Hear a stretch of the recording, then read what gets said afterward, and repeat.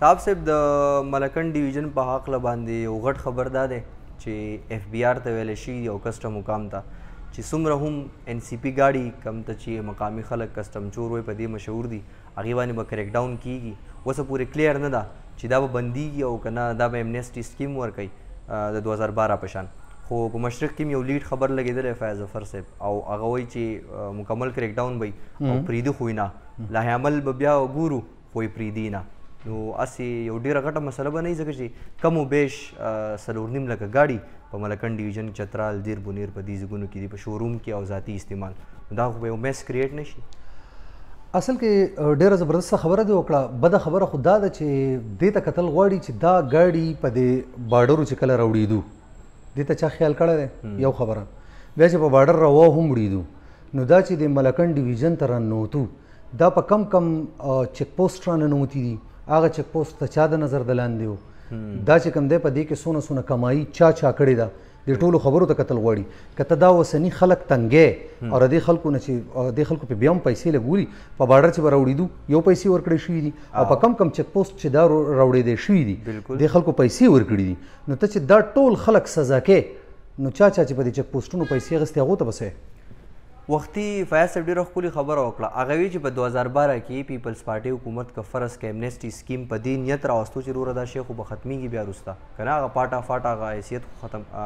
اوس ختم شوی دی نو وایي تا چې دا سکیم حکومت ته وایي چې تا چې دا سکیم راوستو که نه نو اټ مینس چې تا غوښتل چې دا ان سی پي ګاډي ختم شي نو تا هم سکیم راوستو په خلکو دې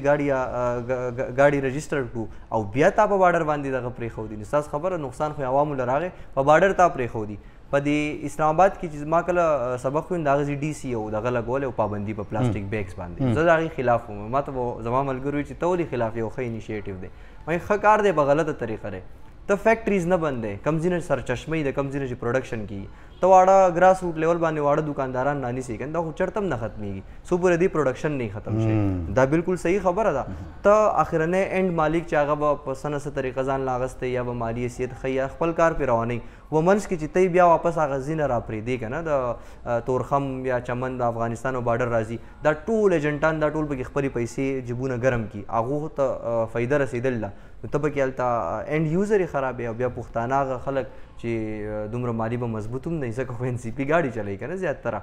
روزګار پې کوي نو ته بیا دی ولې خرابې بیا خو د هغه ځینې پروډکشن ودره او دوله سلار راوبسی دی بالکل د پښتو متل دی وایي کاڼی راځي وایي د یتیم سر له راځي زموږ دا ملکن ډیویژن او بیا خاص کر سوات دا پښتنه سیمه چې څونه ده زموږ مثال د یتیمانانو دی خو چې کاڼی د کم طرفه راځي هغه به زموږ سر له راځي طالبانایزیشن دلته کې شو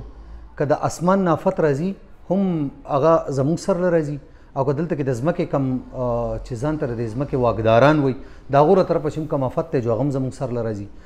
سیلاب مونږ ځپلي یو د هغې نه مخکې اول زلزله راله بیا سیلاب راغی بیا به تا طالبانایزیشن راغی دا خلک مکمل نچور شوی دی د دوی په وجود کې هېڅ قطره نشته ته په منګوره کې وګوره په دې ګاډو باندې سبزیانې وړی کېږي راوړی کېږي په دې ګاډو کې چې کوم دی نو خلکو ځان له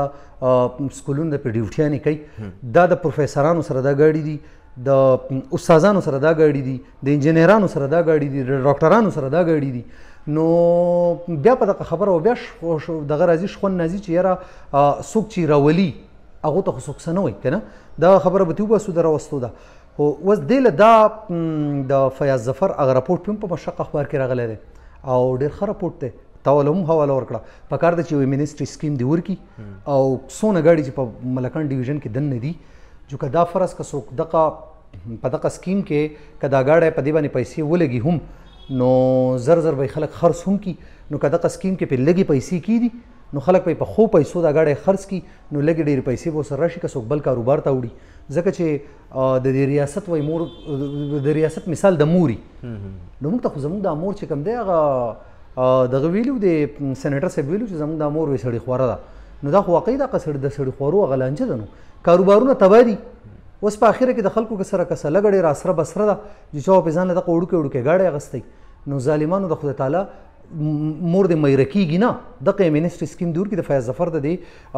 فیاض ظفر صاحب چې کوم دی د هغه د تجویز نه ښه تجویز بل نشته یو سکیم دې پرې راولي او په هغه سکیم کې دې پرې لږې پیسې کېږي خلک که څوک ګاډی ساتلی شي جو ټیک ته که نه خرڅ پې کړي ځان له بل کاروبار جوړ کړي نو د خلکو په مرۍ دې چاړه نه ږدي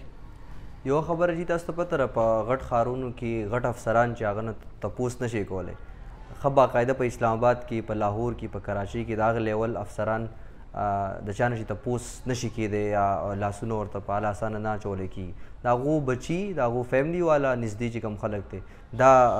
کسټم چور ګاډي چلی د تورخم نه او د دې چمن نه ځي او د هغو نه څوک تپوس نه کوي. نو ستاسو خبره وایي اوبه چې ځي نو په کمزوري ځي باندې ورځي که نه، په کمزوري ځي راځي.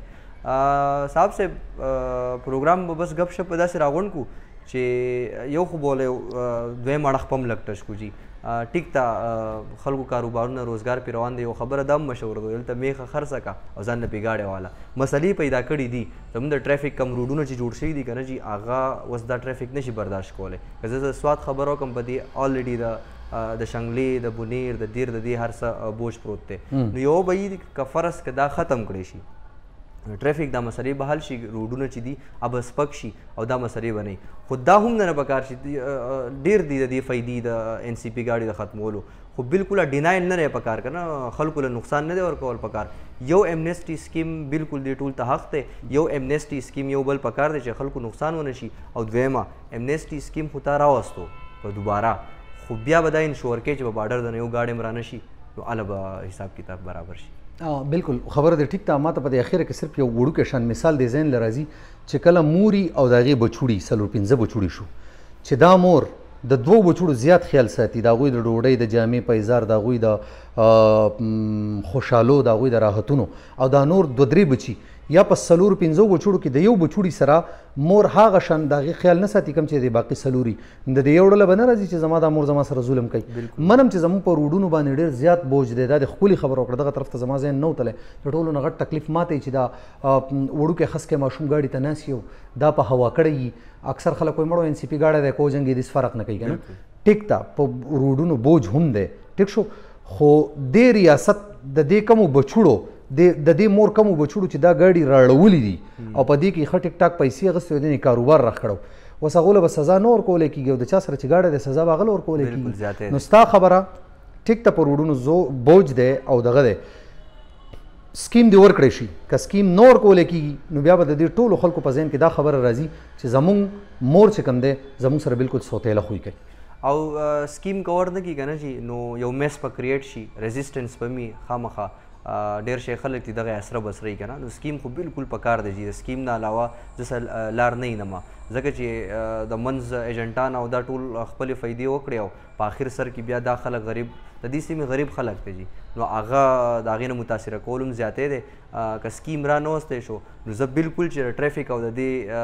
خلاف یم، خو که سکیم را نه وستی شو دا به ډېر زیاتی په دې چې څومره هم عوامي مزاحمت احتجاج کېږي نو زه به ورسره هم ولاړ یم او پکار دی موږ ټول ودرېږو، ځکه چې دا د پروډکشن یا د دې د راتلو چې کومې لارې دي نو هغه د بل چا په لاس کې دی او هغه یې نه بندوي، نو بیا پکار ده چې دې خلکو ته هم نقصان نه رسي.